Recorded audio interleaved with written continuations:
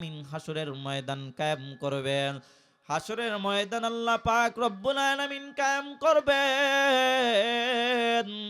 দুনিয়ার সমস্ত মানুষগুলোকে একত্রিত করবেন।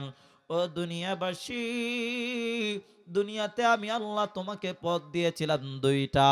একটা পথ হলো ফারিকুম ফিল জান্নাহ, একটা পথ হলো জান্নাতের পথ। আরেকটা পথ হলো ফারিকুম ফিল জান্নাহ ওয়া ফারিকুম ফিস সাঈর, আরেকটা পথ হলো জাহান্নামের পথ। দুনিয়ার জমিনের মধ্যে দুইটা পথ দিয়ে আমি আল্লাহ তোমাদেরকে স্বাধীনতা দিয়েছিলাম।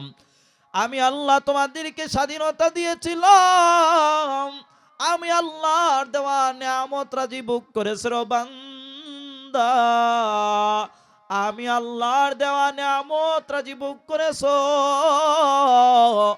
আমি আল্লাহ পাক রব্বুল আলামিন নিয়ামত রাজি ভোগ করার পরেও তোমরা অন্যায় করেছো, অপরাধ করেছো, মানুষের উপরে জুলুম নির্যাতনের স্টিমুলার চালিয়েছো, অন্যের হক মেরে খেয়েছো, ঘুষ খেয়েছো, হারাম খেয়েছো। আমি আল্লাহ কিন্তু তোমাকে ধরি নাই। ধরছেনি? ধরছে? মাটির উপরে থেকে এত অন্যায় করেছি, এত অপরাধ করেছি, মাটি কোনোদিন আমাদেরকে জবাব দেয় না। এই মাটি যদি আমাদেরকে ধরতো রে মুসলমান, আপনার আমার উপায় থাকতো না। কিন্তু আল্লাহ পাক রব্বুল আলামিন স্বাধীনতা দিয়েছেন। এই জমিন আল্লাহর জমিনের মধ্যে কাফের মুশরিকরাও বসবাস করে, বেঈমানরাও বসবাস করে, মুসলমানরাও বসবাস করে। আল্লাহ পাক রব্বুল আলামিন কিন্তু কাউকেই ধরে না। দুনিয়ার জমিনের মধ্যে আল্লাহ স্বাধীনতা দিয়েছেন। আল্লাহ পাক রব্বুল আলামিন হাসরের ময়দান কায়েম করবেন। আল্লাহ পাক রব্বুল আলামিন ডাক দিয়া বলবেন, ও দুনিয়ার মানুষ, দুনিয়াতে আমি আল্লাহ তোমাদেরকে ধরি নাই। আজকে আমি আল্লাহ পাক রব্বুল আলামিন তোমাদের হিসাব নিব। দুনিয়াতে কি করেছিলা, কি অন্যায় করেছিলা, কি অপরাধ করেছিলা। এ মুসলমান, তোমার আমার গুনার কথা যদি মা জানতো,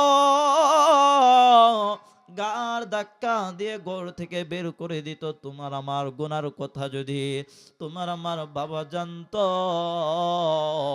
গার ধাক্কা দিয়ে বের করে দিত, সন্তান বলে পরিচয় দিত না। আমার আল্লাহ জানার পরেও রাগ করে পানি বন্ধ করে নাই, বাতাস বন্ধ করে নাই। আমার আল্লাহ পাক রব্বুল আলামিন স্বাধীনতা দিয়েছেন।